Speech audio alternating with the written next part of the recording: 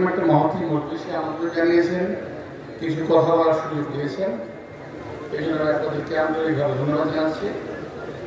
প্রিয় ভাইরা, আজকে যখন আমরা এখানে মিলিত হয়েছি, আমি যখন আসি আমার সময় একটা স্লোগান শুনলাম,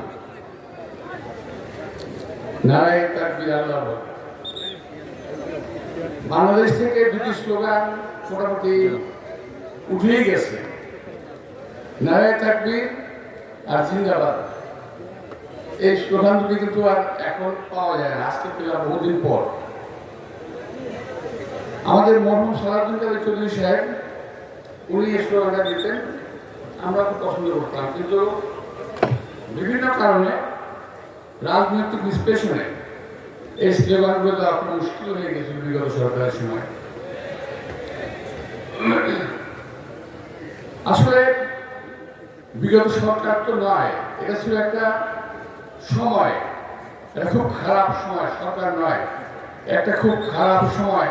আমরা দুঃসময় আমরা পার করেছি, দুঃস্বপ্নের মতো পার করেছি। আল্লাহ তাআলা আমাদেরকে একটা সবাইকে মোটামুটি পরীক্ষা নিয়ে নিয়েছেন যে আমরা পারি কি পারবো না। আমাদের সেই ছাত্র ঐক্যের ওই ঐক্যের পরিষদের ছোট ভাই ও বলে গেছে যে যখন কি না আরেকটু বলেছেন অবশ্য, যখন কি আন্দোলনটা মোটামুটি স্থিমিত হয়ে গেছিল, তখন যাত্রাবাড়িতে এই আন্দোলন পরিচালিত হয়। যাত্রাবাড়ি, উত্তরা এবং বেসরকারি যে কলেজগুলো ছিল, ইউনিভার্সিটিগুলো ছিল, সঙ্গে জনতা, ছাত্র জনতা মিলে ওই দুঃস্বপ্নের ওই তথাকথিত সরকারকে উৎখাত করতে পেরেছি। আমরা আল্লাহর কাছে অনেক শুকরগুজার করছি। নিশ্চিন্তে আজকে আমাদের এখানে যারা আছেন, মঞ্চে বিশেষ করে সামনে আছেন যারা, কেউ হরফ করে বলতে পারবেন না যে গত 16-17 বছর আপনাদের শান্তিতে বাড়িতে ঘুমোতে পেরেছেন।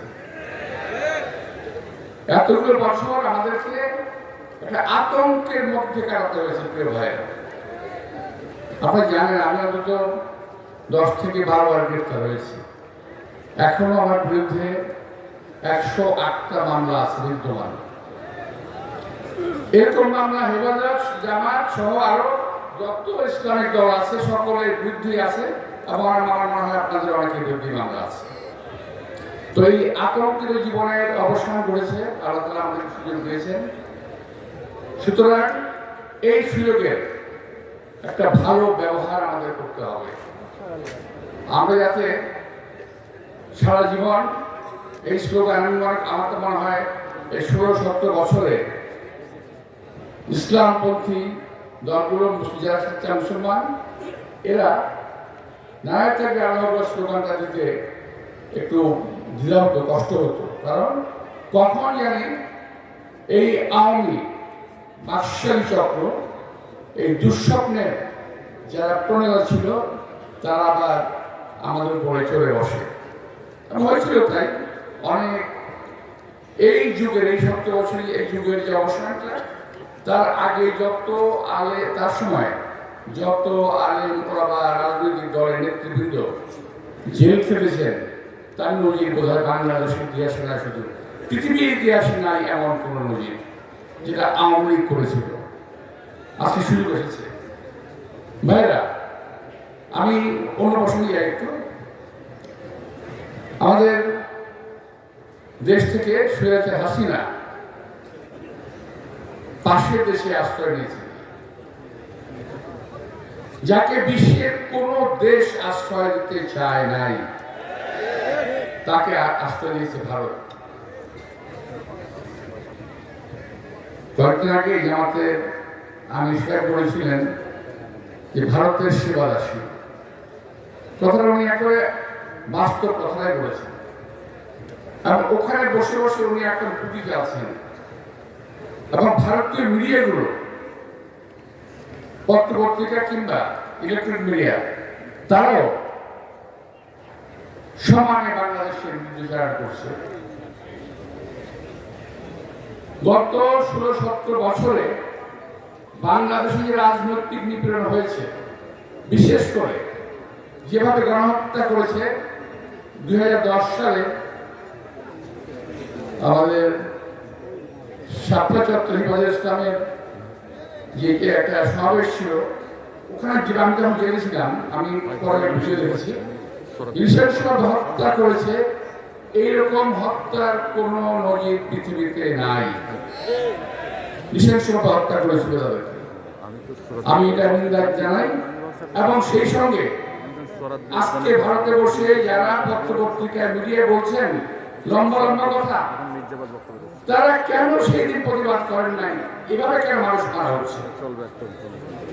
আমরা ইসলাম যে একটা রাষ্ট্র দেশে থেকেও এখানে আমরা সংখ্যালঘু হয়ে গেছি।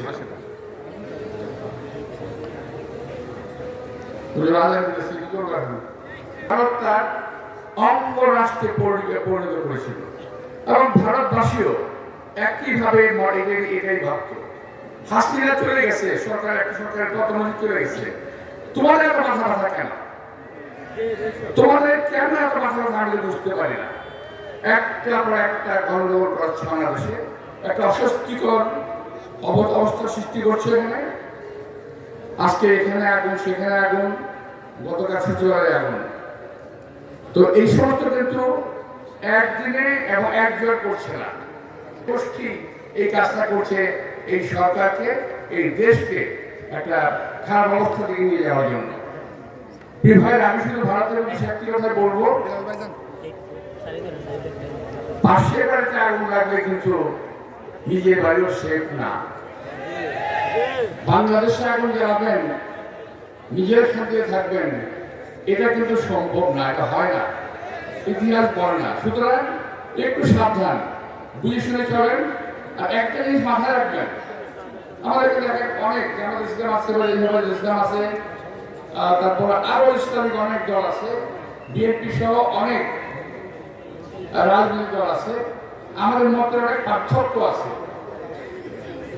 অনেক দ্বন্দ্ব আছে মতে, কিন্তু একটা জায়গায় কিন্তু আমরা বাংলাদেশের সকল মুসলমানরা, বাংলাদেশের সকল নাগরিক বৃন্দ এক জায়গায় কিন্তু আমরা এক দেশের স্বাধীনতা এবং সার্বভৌমত্বের লক্ষ্যে আমাদের কোনো আপোষ আমরা করব না।